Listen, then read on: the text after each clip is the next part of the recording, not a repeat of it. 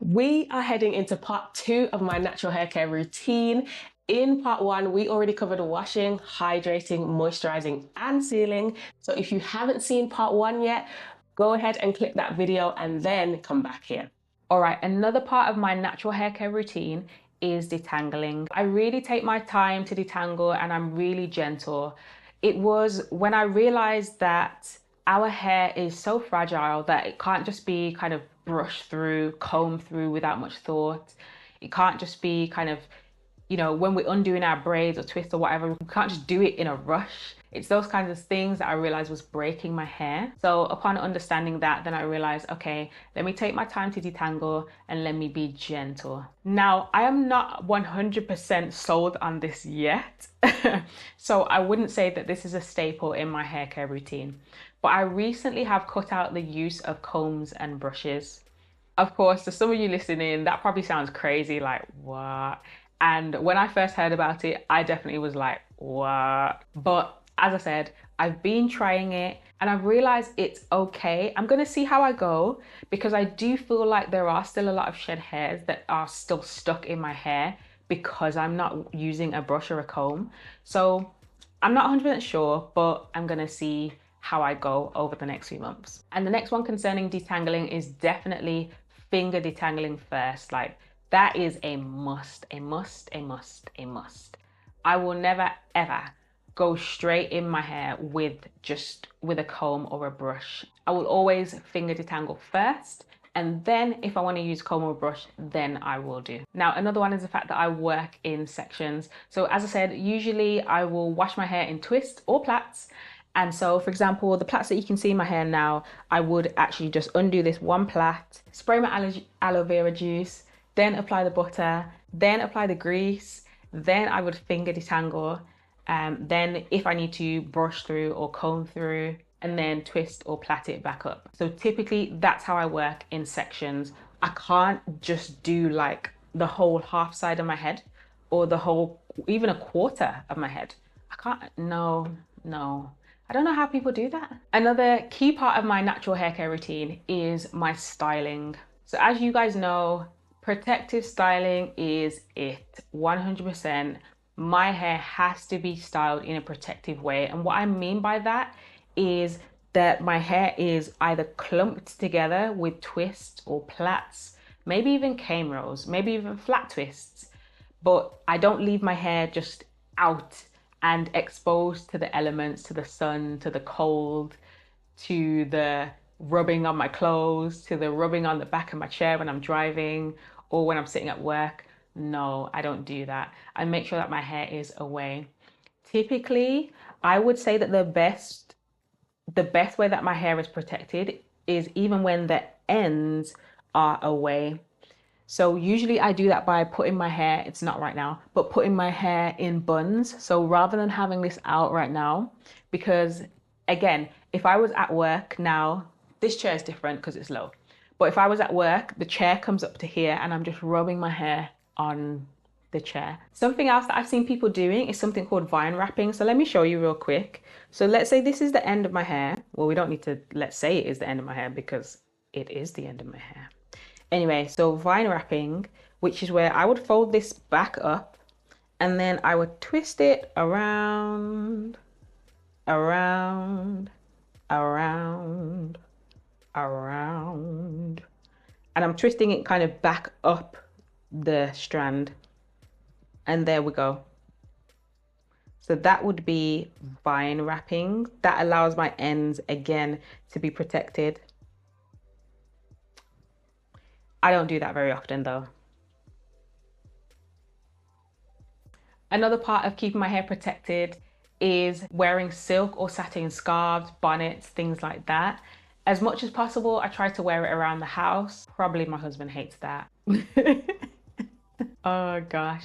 But always, always, always, I will wear a scarf to bed, like always. And then I would probably say lastly, which is another key part of my natural hair routine.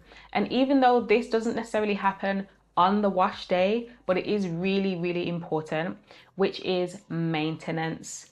Now, as I mentioned, I wash my hair every 2 weeks, but if I left my hair from that wash day to the next wash day and never tended to it again, it would get very, very dry and it would probably start breaking because of that dryness. So it needs some kind of maintenance in between. Now the maintenance looks different depending upon how my hair is styled. If I have it in twist, then I will once again spray it down with the aloe vera juice, apply a leave-in again or the shea butter mix, and again seal it with some oils.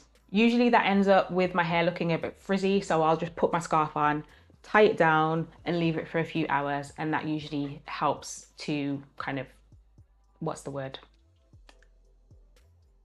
Like, basically keep the frizz at bay. That's what I'm trying to say.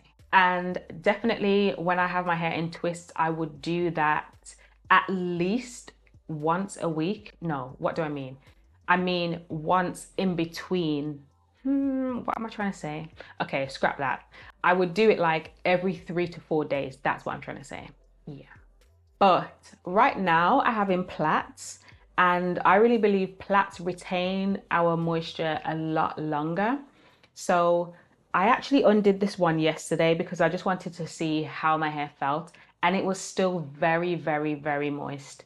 So with plaits, I feel like I don't need to re-moisturize them as often, probably looking at maybe every 5 or 6 days or so, maybe could even stretch to 7 days. But the thing is, with these big plaits that I have, they get messy really quickly. So I will probably still redo them. And therefore, if I'm going to redo them, then I will re-moisturize them. And I did allude to this before, which is if I am stretching my wash day maybe to 3 weeks or even 4 weeks, which I don't do very often. As I said, that's not my usual routine. Then what I will do is something called scoop and spread. And that's a process of me using the sebum, kind of gathering the sebum from my scalp and pulling it down the length of my hair. I would have to do that in sections. So I would literally take out this, like for example, this plait, I would take it out and then I would use, what do you call this? Like the base of my nails. Is it the base or the tips? I don't know. But anyway, I would use here of my nails and begin to work the sebum out.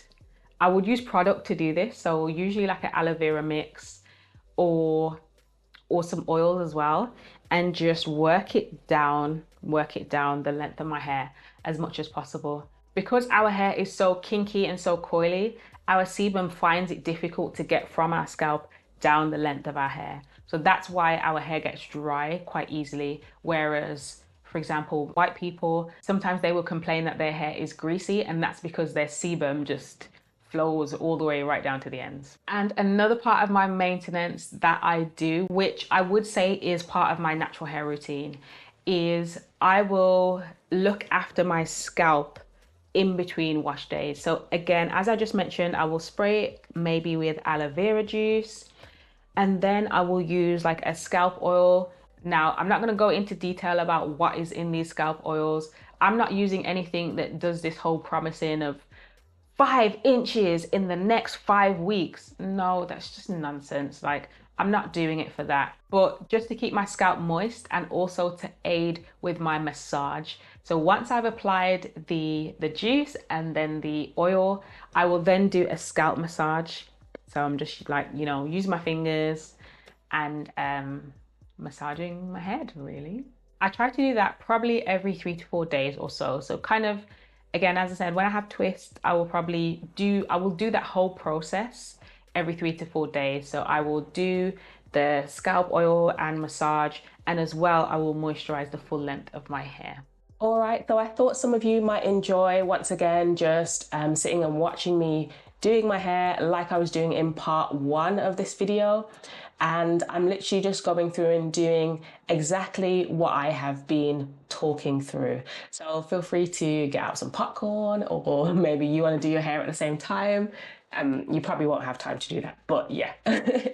And I will come back and see you shortly.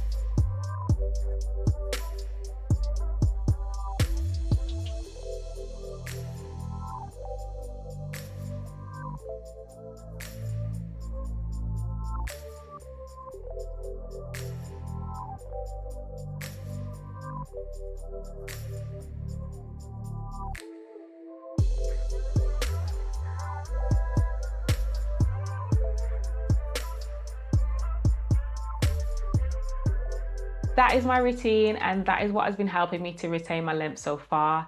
That is what has literally got me from armpit length to very nearly mid-back length.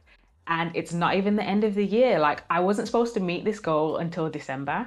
It is only May. I'm buzzing. I alluded to quite a few videos that I have previously released. There was the video about me scooping and spreading the sebum from my scalp down to the length of my hair. There was the video about applying flaxseed gel to the ends of my hair and how I really believe that's one thing that's helping me retain length. I also mentioned the detangling video where I go into detail about my do's and don'ts for detangling my hair. And I didn't really mention this one, but I talked about the fact that I started this year at armpit length and my goal is to get to mid-back length by December. So right now I am on a 2024 hair growth challenge where, as I said, I'm trying to get my hair to mid-back length. It's funny because in that video, I kind of slipped up and I was like, maybe even waist length. And at first I was just like, nah, that's just stupid. I shouldn't have said that. But it's looking doable. It's actually looking possible. So anyway, if you guys want to watch any of those videos, then